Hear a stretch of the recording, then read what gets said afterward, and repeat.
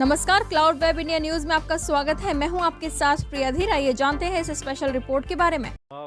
Welcome to this special press conference on Operation Sindoor. We will begin with opening statements by the three senior officers to my right here, who have been directly overseeing operations during Operation Sindoor. We have Lieutenant General Rajiv Ghai, Director General Military Operations, who will cover the aspects related to land domain. Air Marshal A.K. Bharti, to his right, Director General Air Operations, will provide insights on the air domain. And to my right is Vice Admiral A.N. Pramod, Director General Naval Operations, who will cover aspects on maritime domain.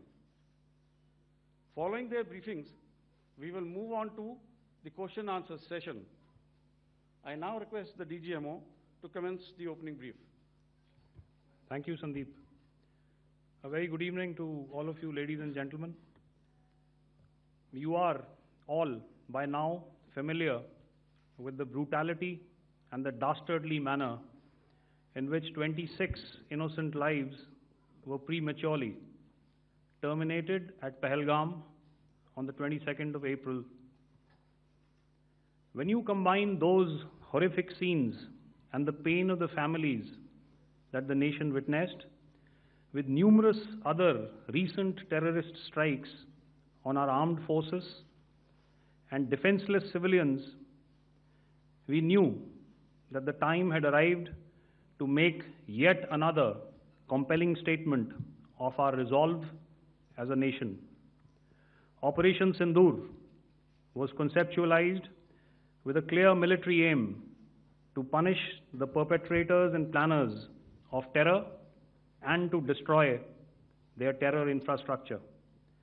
What I do not state here, of course, is the often stated determination of India and its intolerance to terror. It set into motion a very diligent and microscopic scarring of the terror landscape across the borders and the identification of terror camps and training sites.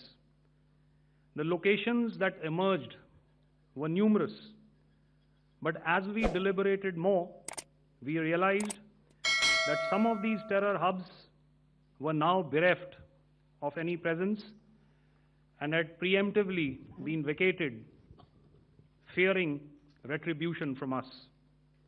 There was also a term of reference and our own binding, self-imposed restriction to target only terrorists and thus prevent collateral damage. There were 9 camps that you are now all familiar with, which were confirmed by our various intelligence agencies to be inhabited. Some of these were in POJK, while there were others that were located in the Punjab province in Pakistan. Nefarious places such as Muridke, the hub center of the Lashkar-e-Taiba, has over the years bred infamous characters such as Ajmal Kasab and the likes of David Headley.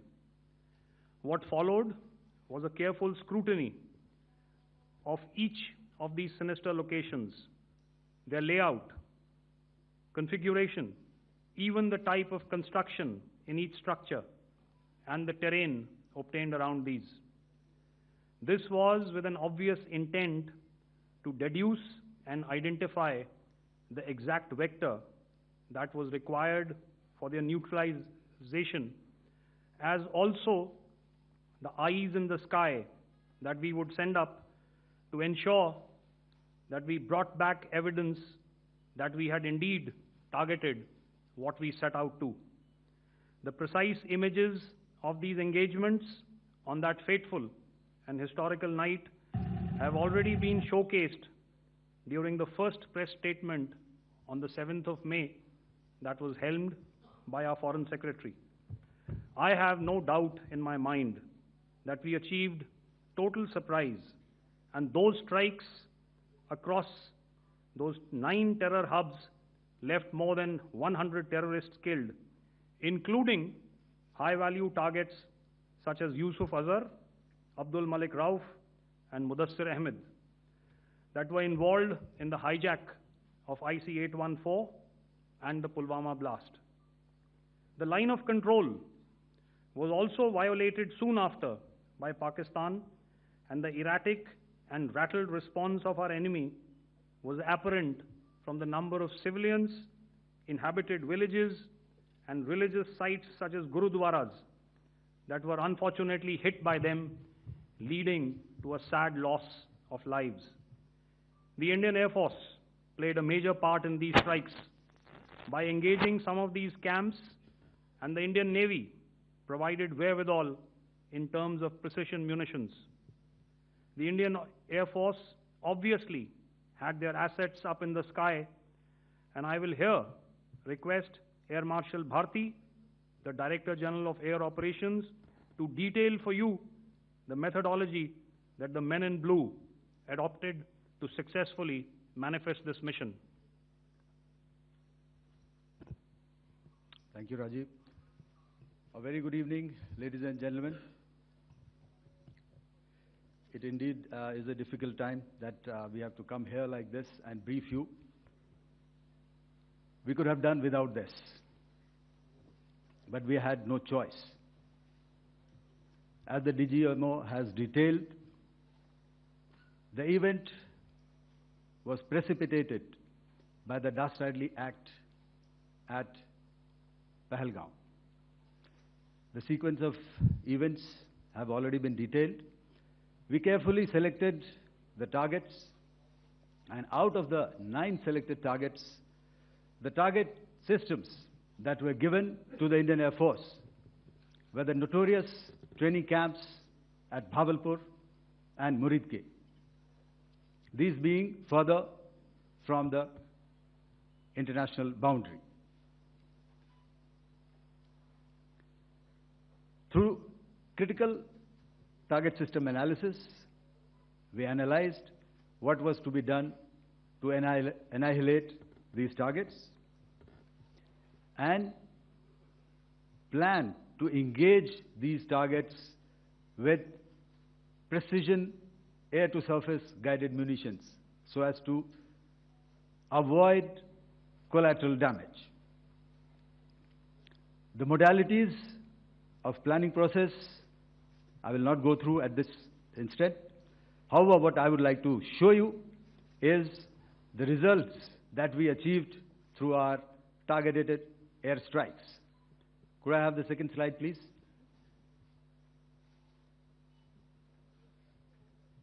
Yeah, change, please.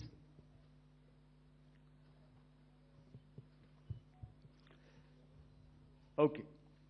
This is what the terror infra at Muridke looks like. If you see, north is as indicated, and to the right is east, where the international boundary lies. Could we have the next slide, please?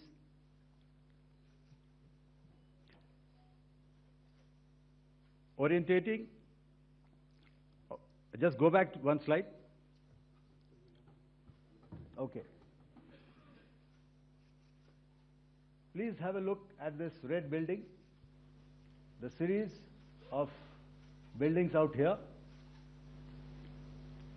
and this empty ground. Next. If you relate, the empty ground is here, and you see this is the first weapon that is impacting. This is the impact point number 1 on Muridke training camp with our precision guided weapons on early morning 7th. Next, please. Keep your eyes glued for the second weapon coming in and the second impact on the selected target point. Next slide, please.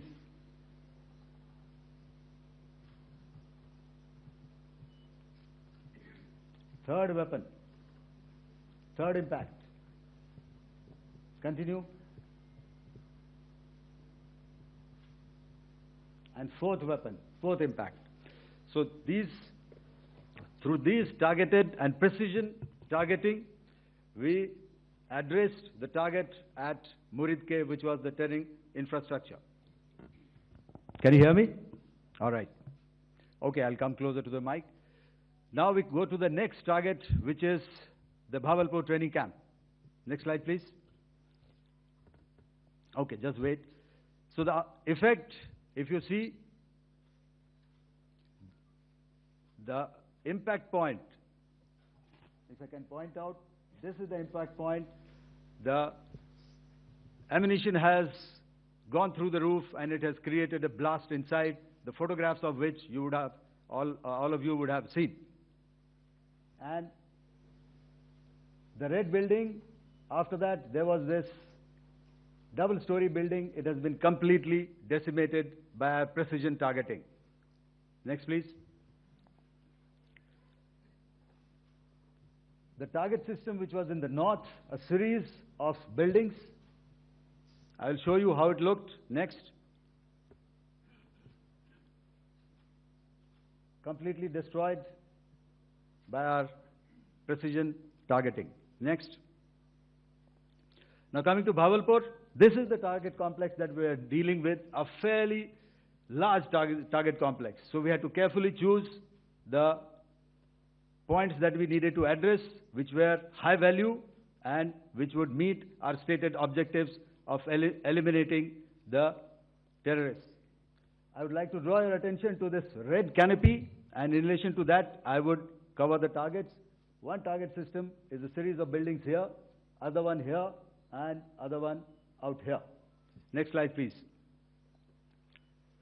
This is how it looked before, and this is how the building looked after the impact of the weapon. And orientation in relation to this red canopy, you can see here.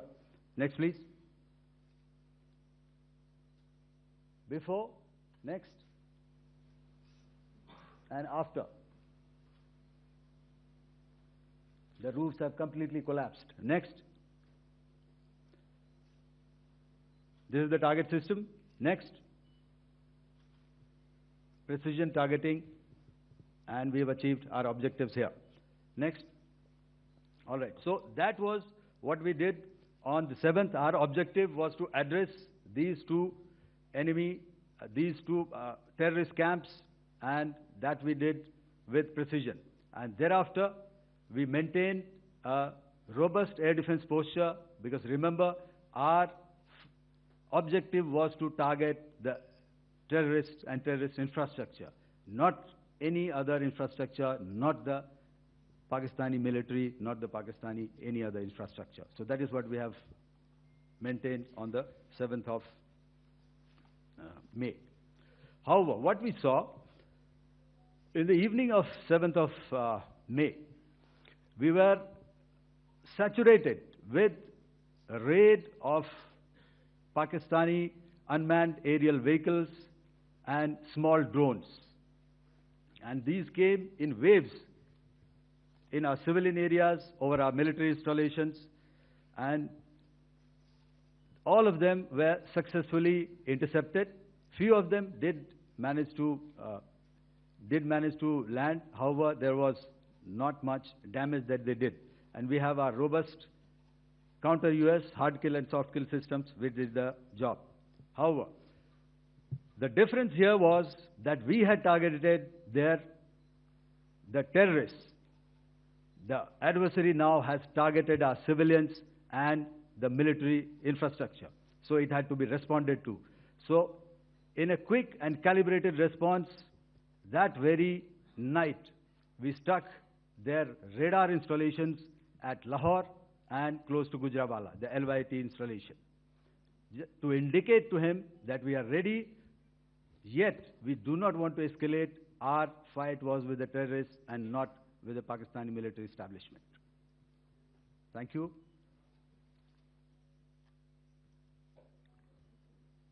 Thank you, Air Marshal Bharti. So, ladies and gentlemen, he's outlined operations not only on the night of 6th and 7th of May, when Operation Sindoor commenced, but also on the subsequent night. Being well aware and familiar with the congenital and impulsive nature of our adversary, and even though we did attempt to reach out and communicate our compulsions to strike at the heart of terror to my counterpart in the immediate wake of Operation Sindoor, the request was brusquely turned down, with an intimation that a severe response was inevitable and in the offing. We were, of course, prepared. Operations on the 7th and the 8th, Air Marshal Bharti spoken about. On the night of 8th and 9th of May, they flew drones and aircrafts into our airspace all across the borders and made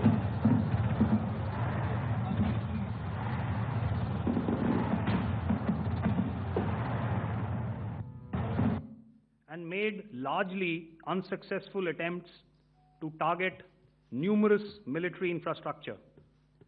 Violations on the line of control by Pakistan also commenced yet again and precipitated into fierce arty engagements. The air operations on the night of 8th and 9th of May, I'll yet again request the DG Air Operations to cover.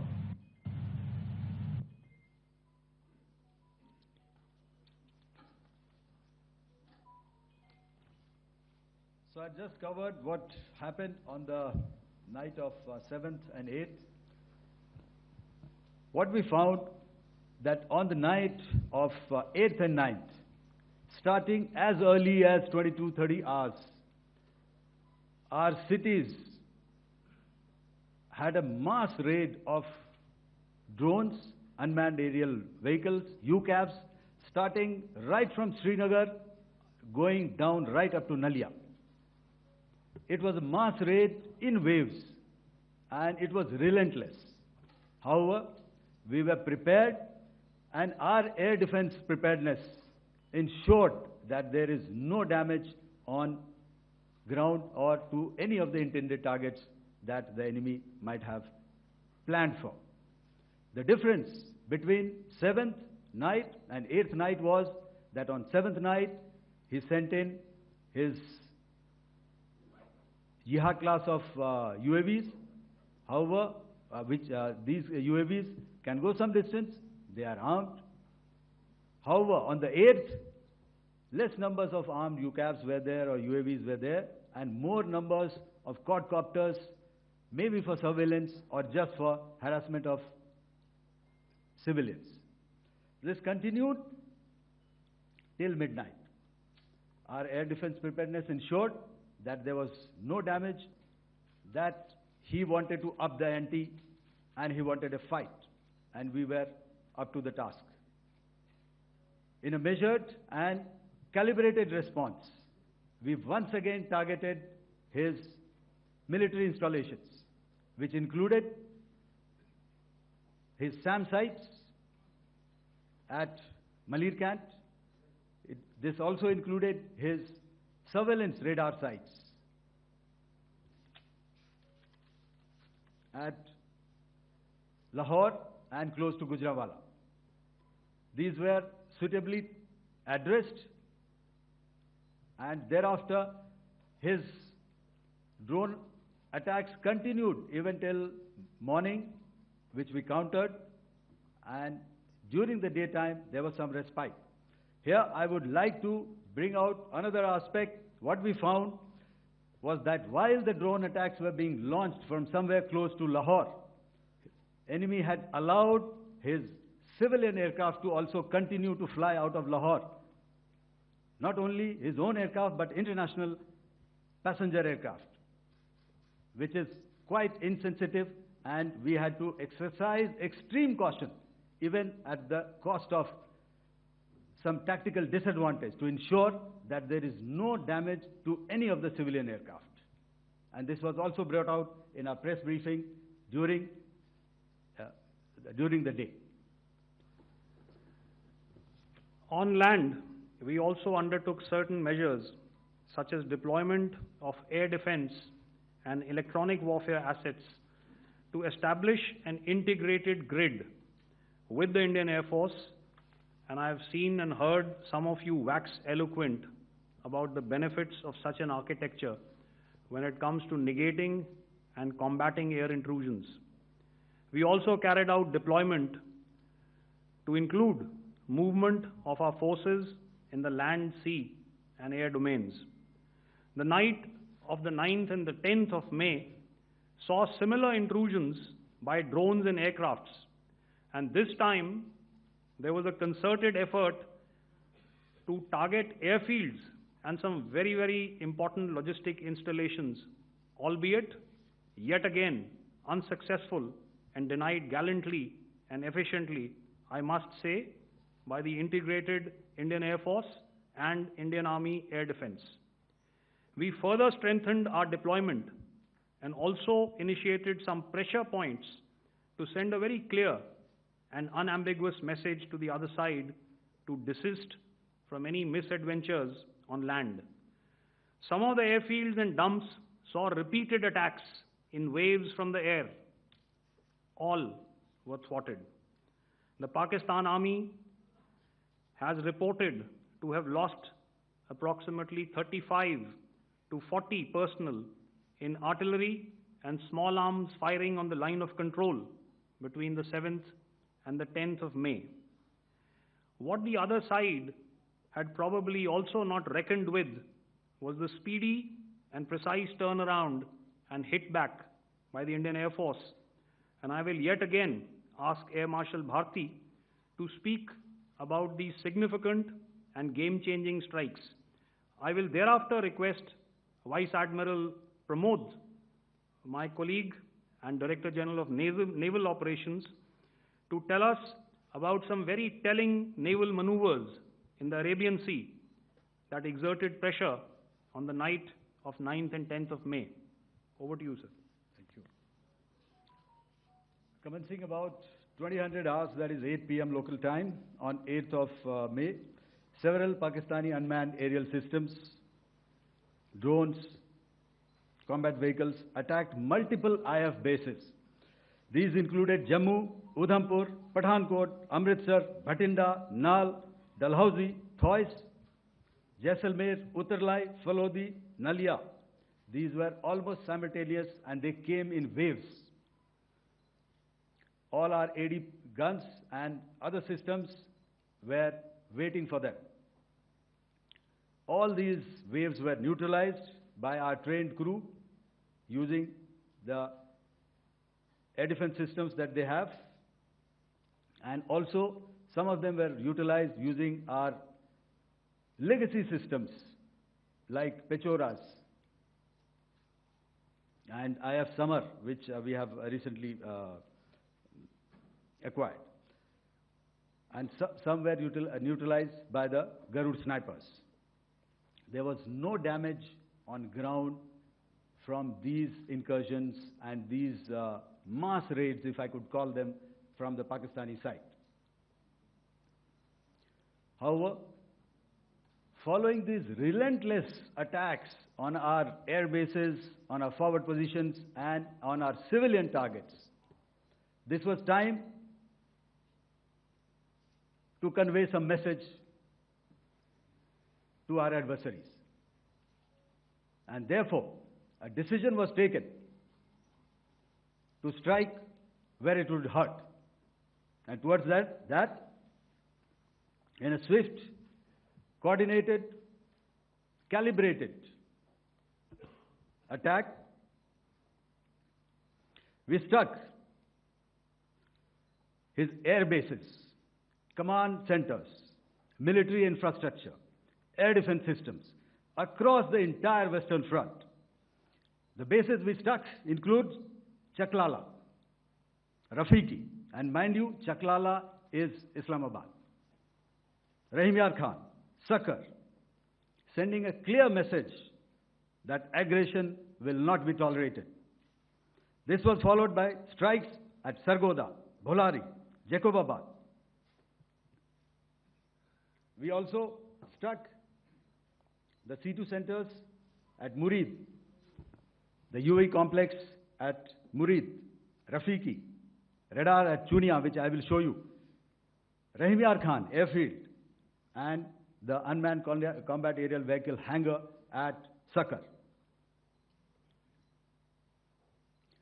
I would like to reiterate here that we have the capability to target every system at these bases and more.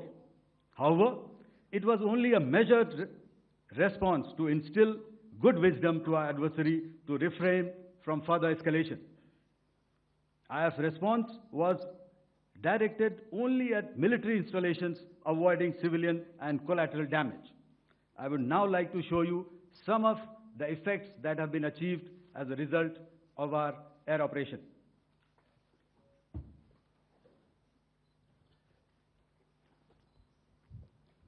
Here is the Pasrur air defense system, if you could see. Zoomed up view, this is the radar mounted on a high tower. And after the strike,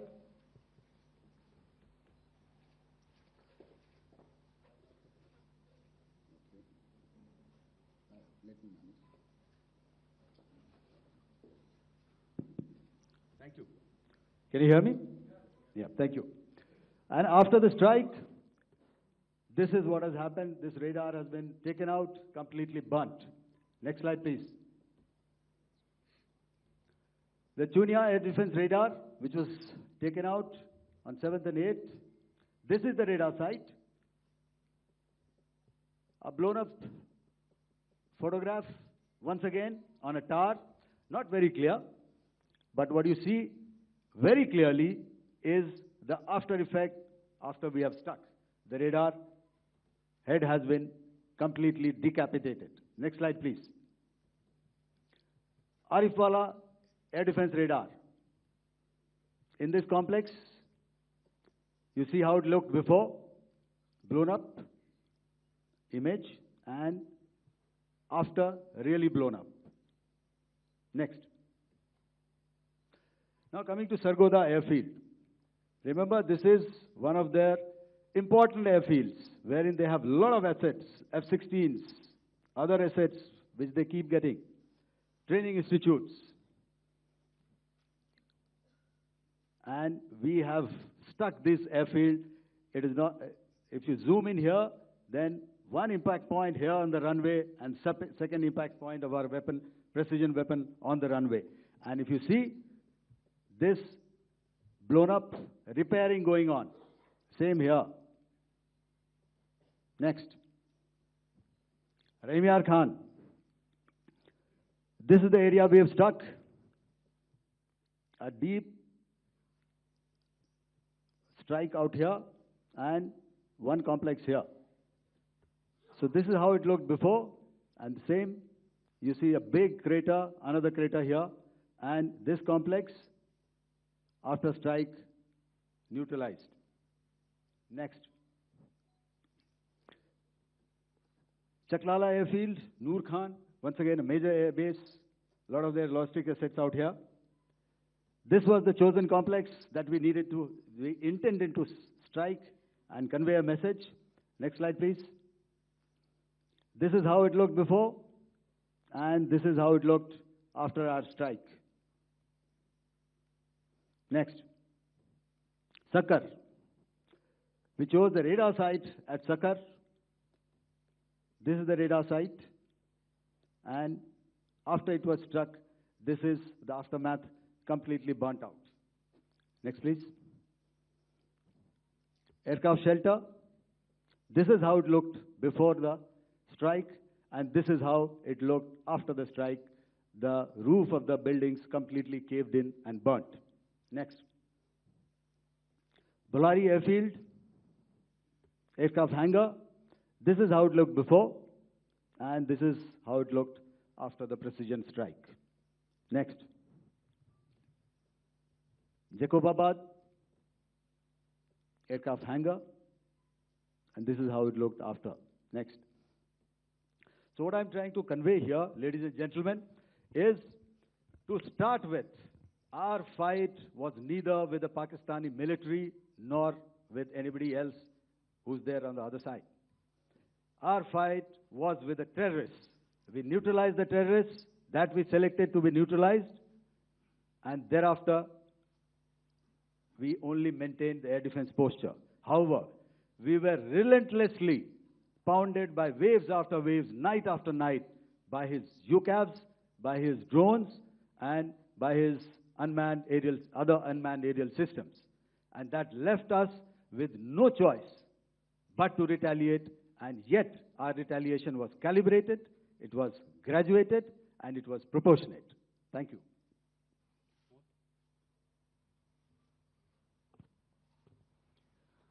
Good evening, ladies and gentlemen. In the aftermath of the cowardly attacks on innocent tourists at Pahalgam in Jammu and Kashmir by Pakistani-sponsored terrorists on 22nd April, the Indian Navy's Carrier Battle Group, surface forces, submarines, and aviation assets were immediately deployed at sea with full combat readiness in concert with the Joint Operation Plan of the Indian Defence Forces. You may be aware that we tested and refined tactics and procedures at sea during multiple weapon firings in the Arabian Sea within 96 hours of the terrorist attack. The aim was to revalidate our crew, armament, equipment, and platform readiness to deliver various ordnance on selected targets precisely. Thereafter, our forces remained forward deployed in the Northern Arabian Sea in a dissuasive and deterrent posture with full readiness and capacity to strike select targets at sea and on land, including Karachi at time of our choosing. The forward deployment of the Indian Navy compelled Pakistani naval and air units to be in a defensive posture, mostly inside harbors or very close to the coast, which we monitored continuously. The Indian Navy maintained seamless maritime domain awareness throughout the duration and was entirely aware of the location and movement of Pakistani units. In effect, we had and continue to have good battle space transparency using our maritime domain awareness grid. As you are aware, our response has been measured, proportionate, non-escalatory, and responsible from day one. Accordingly, the calibrated approach considered all options, including the ability of the Indian Navy for offensive action from and at sea. As part of this escalation control mechanism, the application of force by the Navy was planned in a synchronized manner in coordination with the Army and Air Force, the highlight being teams from the three services working closely in an integrated manner. Along with the kinetic actions by the Indian Army and Indian Air Force, the overwhelming operational edge of Indian Navy at sea contributed towards Pakistan's urgent request for a ceasefire yesterday. As we speak, Indian Navy remains deployed at sea in a credible deterrent posture to respond decisively to any inimical action by Pakistan or Pakistan-based terrorists. Thank you. Samno Varna, Jai Hind. Now I'll hand over to Director General Military Operations for further proceedings. Ladies and gentlemen, on the 10th of May, in the morning, even as we were getting into a huddle to wargame the events of the previous night, a routine exercise, I received a message on hotline from my counterpart in Pakistan seeking my willingness to communicate. Since our initial aim was to strike at terror camps, and all our actions in the subsequent days were in response to the intrusions and violations by the Pakistan Air Force and its army, it was decided that I would indeed speak with my counterpart. You are already aware, I've seen it being covered on national television, that my communication with the Pak DGMO was conducted at 15:35 hours yesterday, and resulted in cessation of cross-border firing and air intrusions by either side with effect from 1700 hours 10th of May, after he proposed that we cease hostilities. We also decided to further speak on the 12th of May, that's tomorrow, at 1200 hours, to discuss the modalities that would enable the longevity of this understanding. However, disappointingly, and must I add,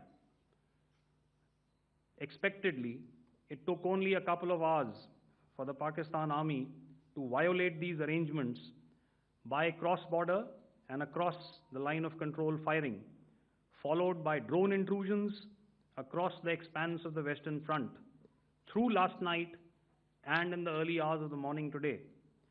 These violations were responded to robustly and dealt with as they must be.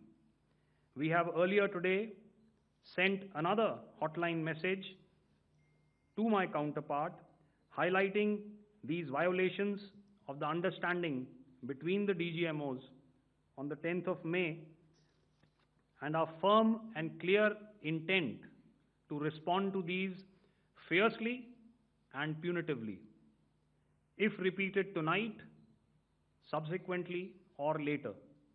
In this regard, I must inform all of you that the Chief of Army Staff has earlier today conducted a security review and has granted full authority to our Army commanders for counter-actions in the kinetic domain in case of any violation by Pakistan. In the end, I pay my solemn homage to my 5 fallen colleagues and brothers from the armed forces and civilians who have tragically lost their lives in Operation Sindoor. Our hearts go out to the bereaved families, and we express our solidarity to them in this lifetime and beyond, at this grave juncture in their lives. Their sacrifices shall always be remembered and spoken of in glowing terms by a grateful nation. We have thus far, ladies and gentlemen, exercised, and my colleague Pramod highlighted this, immense restraint, and our actions have been focused, measured, and non-escalatory. However, any threat to the sovereignty, territorial integrity, and safety of our citizens will be met with decisive force. जय Hind. Special report में फिलहाल इतना ही। ऐसी तमाम खबरों के लिए subscribe करें क्लाउड वेब इंडिया न्यूज और नोटिफिकेशन के लिए बेल आइकन को प्रेस करें।